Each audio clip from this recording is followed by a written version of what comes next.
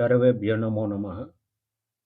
अद्य अहं कुलस्य आचारः किं तस्य विषये वार्तां करिष्यामि।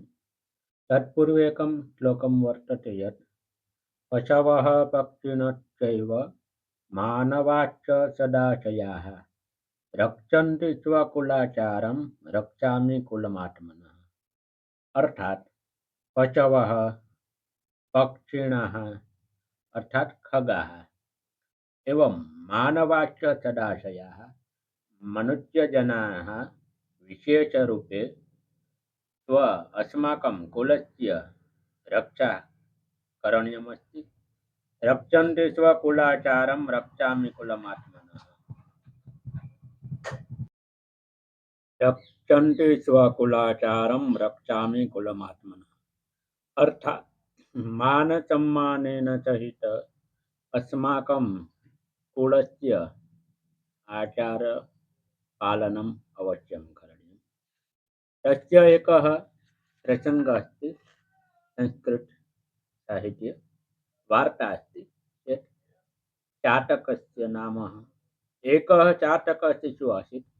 सः एकदा तृषयाः पीडितः जनन्या समीपं व्रजति एवं वदति च अम्ब तृषां मां पीडयति, अहं जलं पातुम् इच्छामि।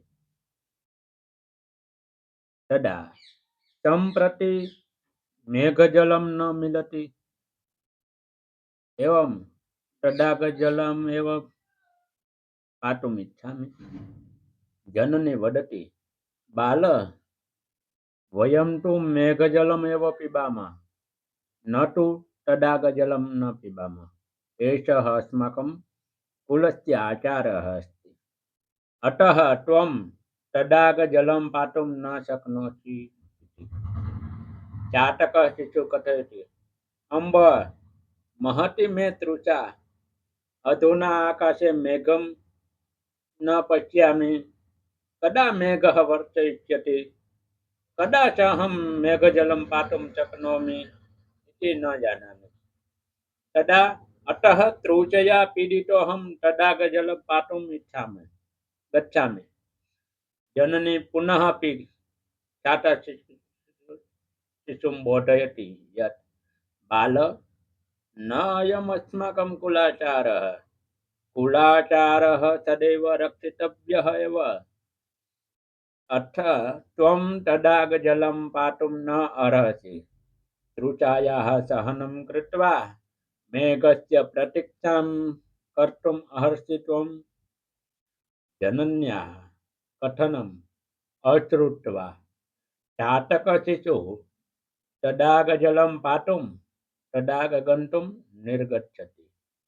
मार्गे परिश्रान्तः स यदा एकस्य कृषकस्य गृहस्य समीपे तिष्ठति तदा तातपुत्रयोः वार्तालापं शृणोति।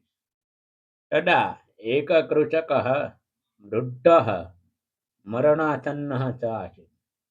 तस्य समीपे स्थितः तस्य पुत्रः तस्मै कृषकाय कथयति, तात अद्य मार्गे मया धनस्यूतः प्राप्तः, तस्य दर्शनात् आनन्दः जातः, तेन मदीयं दारिद्र्यं न भविष्यति इति विचार्य धनस्यूतग्रहणाय अहं हस्तं प्रसारयम्, किन्तु तदैव मया भवदीयः उपदेशः स्मृतः, अन्यस्य धनस्य ग्रहणम् अस्माकं कुलाचारः न इति।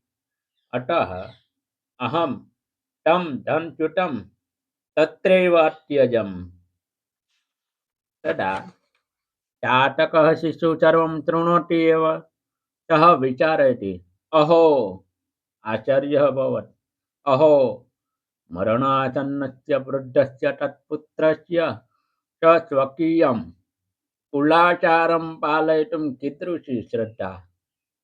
अहं तु कुलाचारं न पालयामि, वयं तु मेघजलमेव पिबामि, इति अस्माकं कुलाचारः। तमहं त्यक्तुं प्रवर्तते। एतत् अनुचितमस्ति। तदा सः चिन्तयति। पुनः पशवः पक्षिणश्चैव मानवाश्च सदाशयाः रक्षन्ति स्वकुलाचारं रक्षामि कुलमात्मनः। अर्थात एवं विचिन्त्य सः मातरं प्रत्यागच्छति। सः वृत्तान्तं च कथयति। माता सन्तोषमनुभवति। शिशवे आशीर्वादं ददाति। अल्पकालेव मेघवृष्टिः भवति। मेघजलं भित्त्वा चातकशिशोः सर्वं तृषा शाम्यति। अर्थात सर्वं वार्तायाः अर्थात् एकमेव अस्ति। अस्माकं स्वकुलाचारस्य पालनम् अवश्यं करणीयं। धन्यवादः। पुनः मिलामः एवमेव वार्तायाः सह। अस्तु।